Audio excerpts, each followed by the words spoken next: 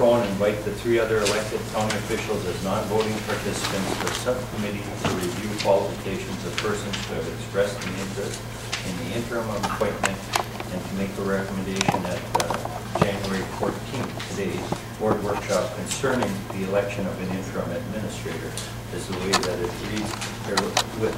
With that, the subcommittee put forth 4 names and 2 internal, 2 external. Now, we were of the belief when we left that room that nobody would talk about who those names were.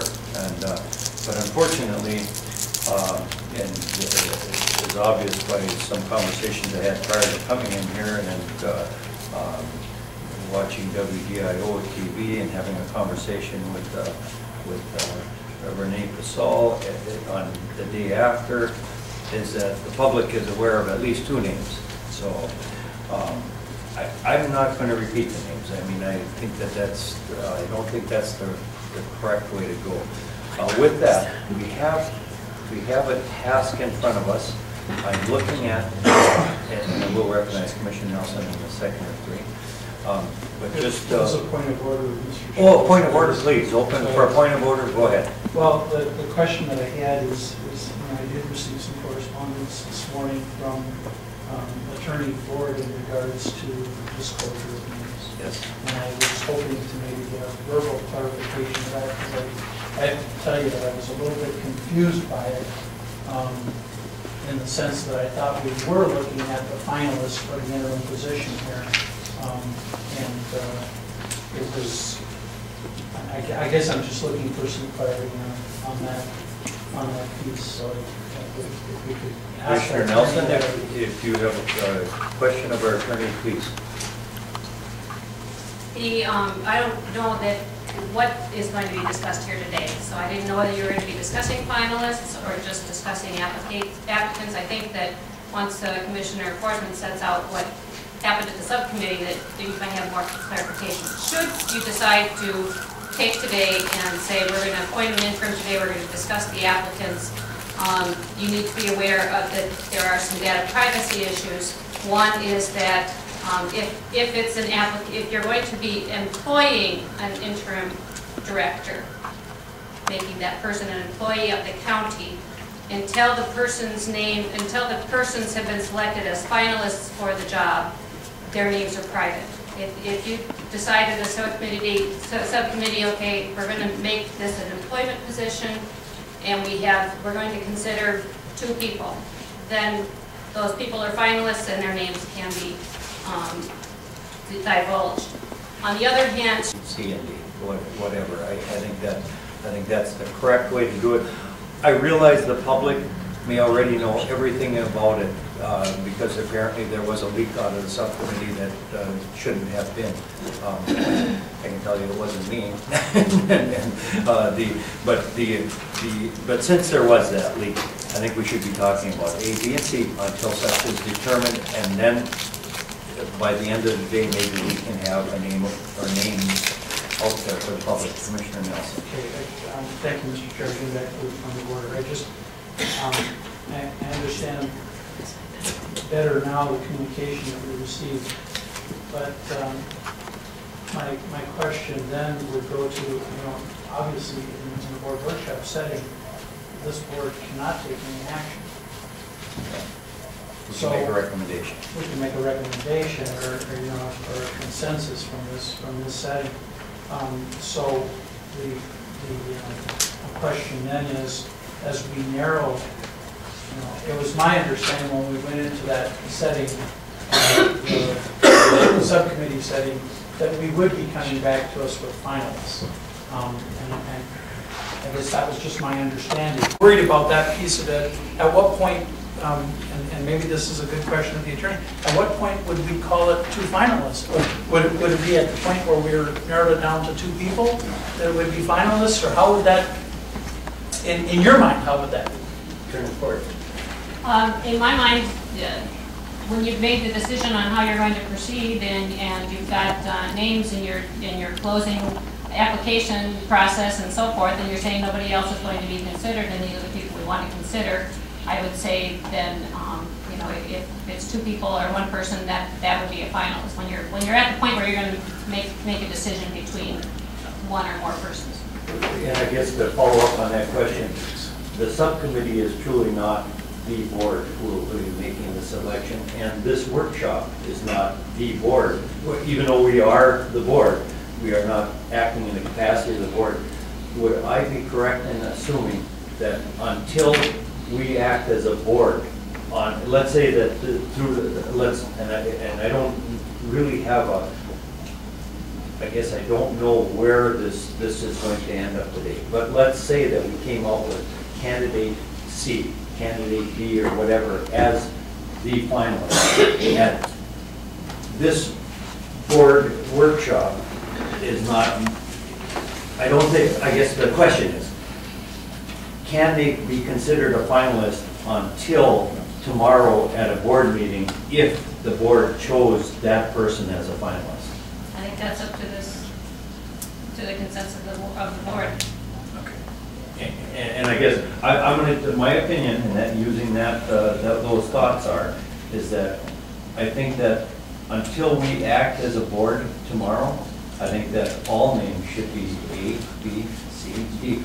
It's pretty obvious that the public is going to have a very strong feeling of who or what candidates are candidates. But the thing is that I think we should be very careful. I think we should be extremely careful that even though the public trust or the data privacy has already been breached,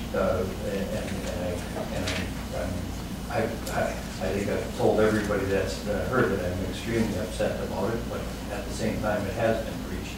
Having that been breached there, I think we still should follow all of the proper rules and do this the right way.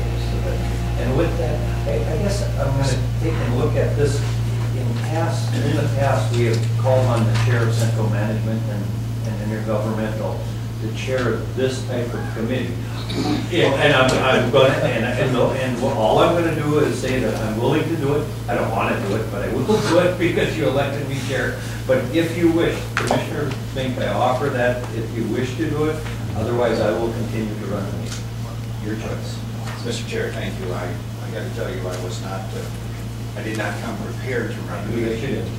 However, I suspect with a moment of thought, we probably can figure out how to make this go in the direction that you have suggested, as well as with the understandings that you have put forth at this particular meeting. So I suspect that we can probably do that.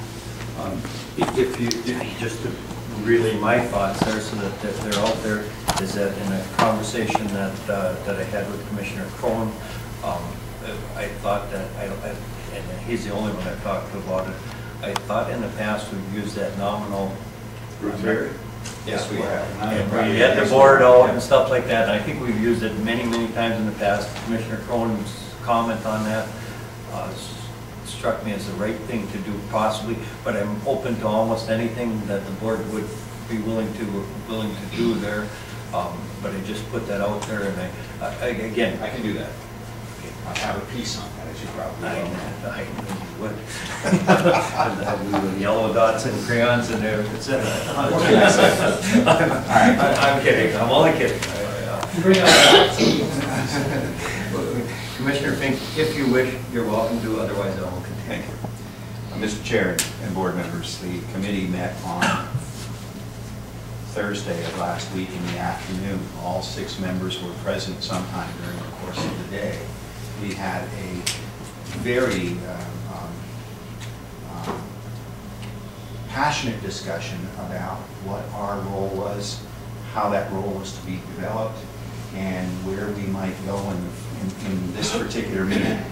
This particular meeting will have a single agenda, but will have several options for us to determine where we're going to go. The committee decided at the end of the day that there were 2 possibilities for us to proceed. The first possibility was that several names had already been submitted by the time that that meeting had occurred, and that would be perhaps sufficient given that the meeting was supposed to be handled either on Thursday or Friday, that anything that occurred between then and Friday may very well be sufficient for us to make a selection. Those names were identified, data was collected.